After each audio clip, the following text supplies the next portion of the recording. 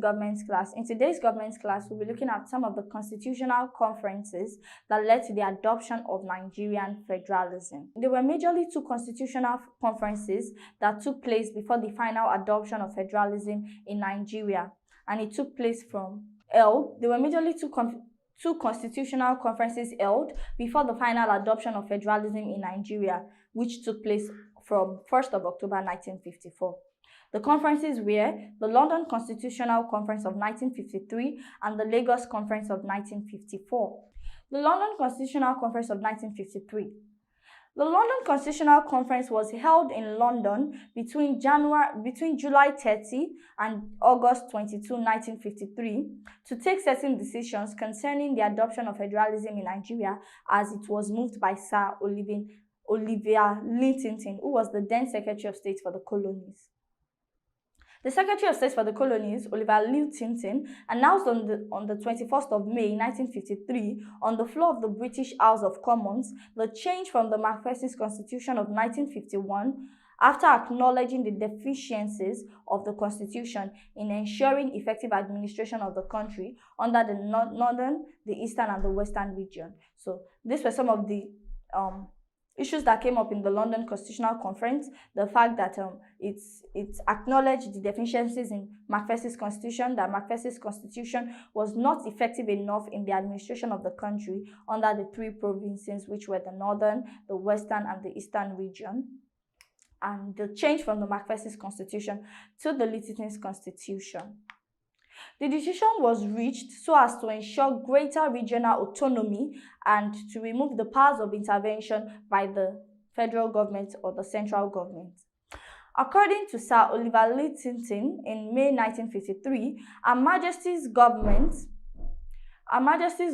had decided that the Nigerian Constitution would have to be redrawn so as to provide for greater regional autonomy and for removal of powers of intervention by the federal or the central government. So, some of the decisions that were reached at the Constitutional Conference was to redraw a constitution that would provide for greater regional autonomy of the regions and that would remove the power of intervention of the central government from the region, so that the central government would not be able to interfere or intervene in the affairs of the regional governments. These are some of the decisions that were reached at the London Constitutional Conference to redraw the Constitution of Nigeria, to change from the Macpherson's Constitution to a constitution that would provide for greater regional autonomy and that would remove the powers of intervention of the federal government from the regional government. To set up the constitution drafting committee, Nigerian leaders were invited to London by the Secretary of State for Colonies for effective reviewing of the constitution. To draft this constitution, Nigerian leaders were invited to London. They sat together with the Secretary of State for Colonies, and then they reviewed the constitution to ensure that the constitution there was no deficiency in this constitution, to ensure that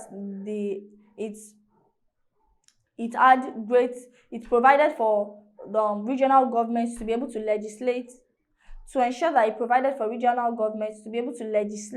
and implement policies and to remove the powers of intervention from the center. So they sat down together to make sure that this new constitution was all-inclusive.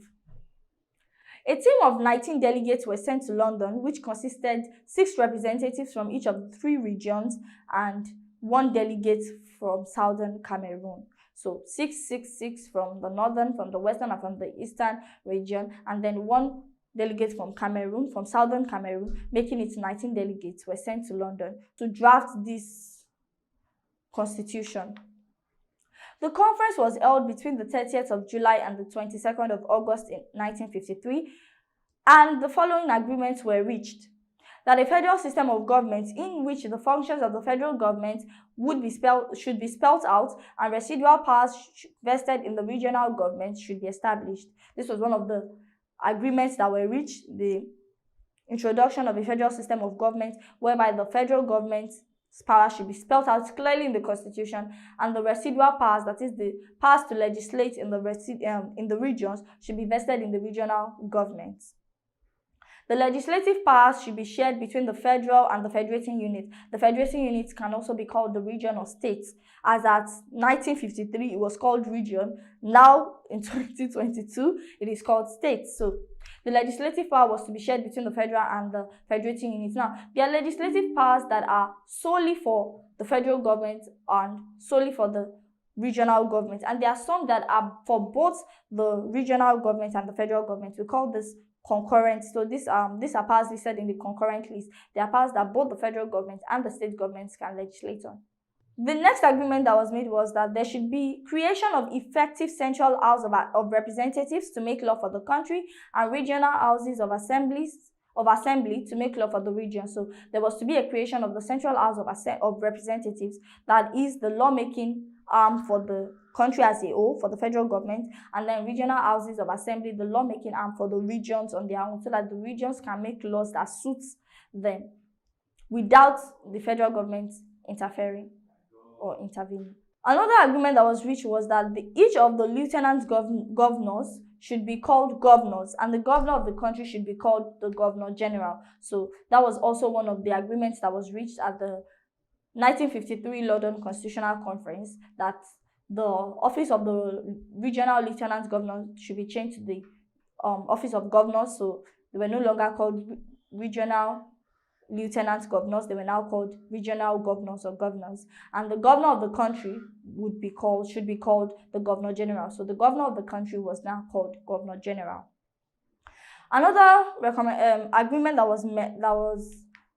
was reached was that Lagos should be separated from the western region and be made the federal capital territory of the country. So this was also one of the agreements that was reached at the 1953 London Constitutional Conference, that Lagos should be separated from the western region and be made the federal capital territory of the country.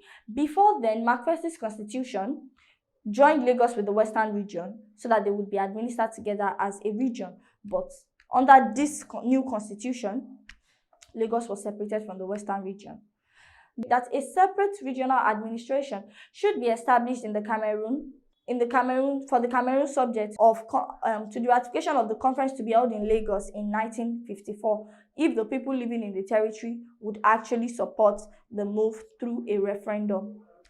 Also, another agreement that was reached was that there should be a separate regional administration established for southern Cameroon, and that this regional administration was subject to ratification in another conference that was held in Lagos in 1954. And we'll still look at this, the Lagos Conference of 1954. We'll still look at that,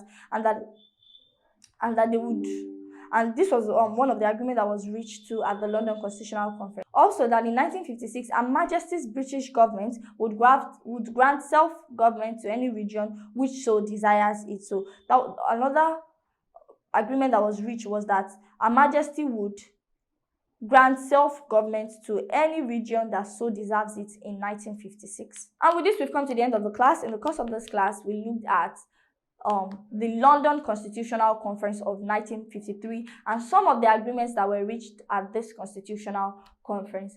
In the next class, we'll be looking at the Lagos Conference of 1954. And I'll see you at the next class.